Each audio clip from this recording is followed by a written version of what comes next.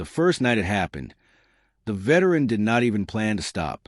He was limping to the edge of the forest with his loyal dog beside him, the weight of old injuries pressing into his bones, when the injured shepherd appeared out of the darkness. The animal stumbled into the beam of his flashlight, ribs showing, leg bleeding, eyes filled with panic and exhaustion. Something in that moment froze time. The veteran, a man who had survived war but lost almost everything else, felt a pull he could not explain, as if fate itself had stepped on the path and refused to move aside. Before the story goes any further, if you believe in the silent hero, second chances, and the unseen moments that change lives forever, take a second to like this video, comment, share it with someone who needs hope, and subscribe to the channel for more powerful stories like this one. The veteran's name was Daniel Carter, a former Army sergeant from the United States who had returned home carrying injuries no one could see and some everyone could. After his discharge, life had slowly unraveled. Medical bills swallowed his savings, jobs slipped through his fingers, and relationships faded under the weight of his silence.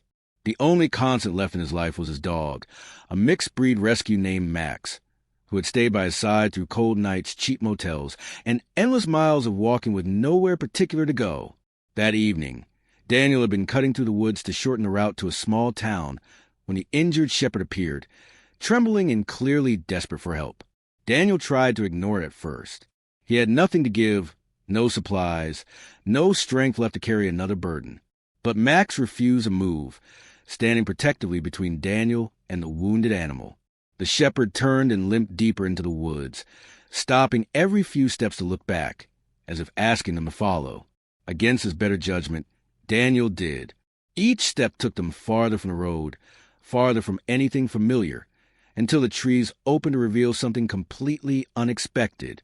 Hidden beneath overgrowth and shadows was an old cabin, barely standing, its roof sagging, windows boarded, and walls almost swallowed by vines. It looked abandoned, forgotten, and buried by time. The shepherd collapsed near the cabin door, unable to go any farther. Daniel approached carefully, heart pounding, scanning the area for danger. Nothing moved except the wind. He tied a strip of his shirt around the dog's leg to slow the bleeding and let it rest. That was when Max began to behave strangely. His ears perked, nose pressed to ground, tail stiff. He circled the cabin, sniffing intensely, then scratched at a loose plank near the foundation. Daniel tried to pull him back, but Max would not stop.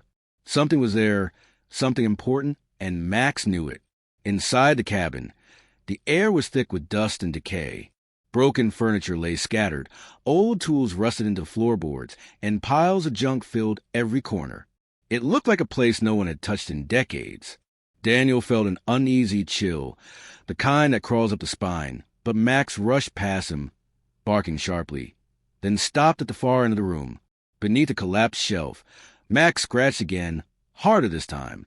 Daniel moved the debris aside and found a metal hatch embedded in the floor, almost completely hidden. It was locked, old and heavy, but not impossible to open. Using a rusted crowbar he found nearby, Daniel forced the hatch open. What he saw below made his breath catch.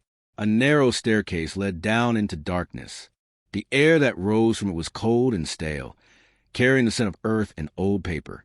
With his flashlight shaking in his hand, Daniel descended slowly. The room below was small but packed wall to wall with sealed crates, documents, and steel containers. Symbols and dates were marked on many of them, some stretching back 70 years.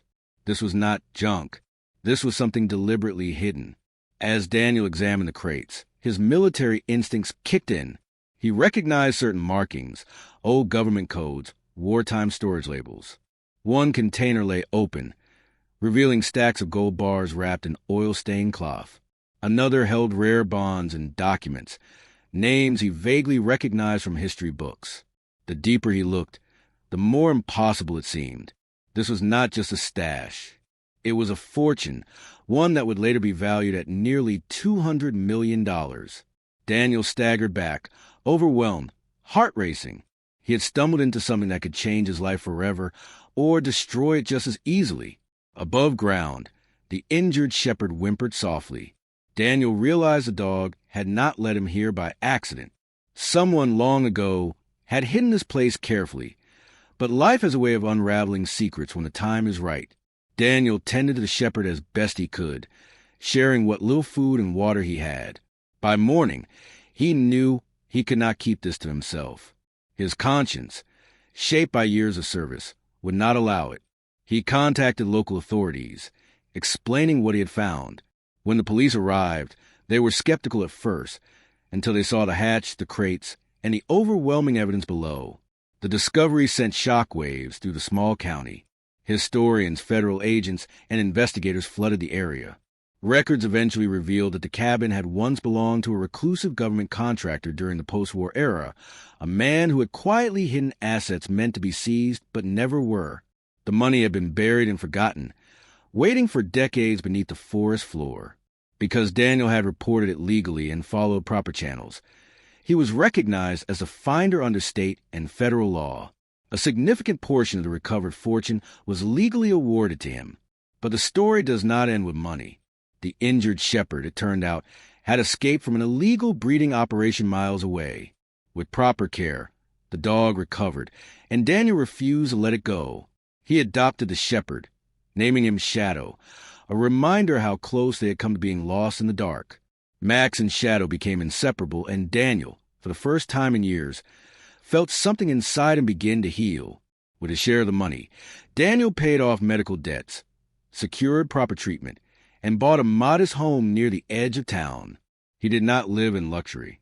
Instead, he created a foundation dedicated to helping homeless veterans with service dogs, medical support, and safe housing.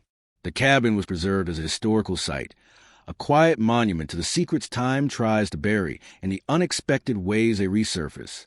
As the years passed, Daniel often returned to the forest, not to chase fortune, but to remember who he had been that night. A broken man, following an injured animal into the unknown, guided by nothing but instinct and compassion. He understood now that the real treasure was not the money hidden underground, but the reminder that even when life strips everything away, purpose can return in the most unlikely form. Just before this story ends, take a moment to comment below and share what you believe the injured shepherd truly represented in Daniel's life. Was it fate, conscience, or a second chance sent when he needed it most? Daniel's life became a quiet testimony to resilience. He never called himself a hero, and he never spoke much about the war. But in the way he cared for others, in the patience he showed to men who had lost their way as he once had, and in the loyalty he gave to the two dogs who,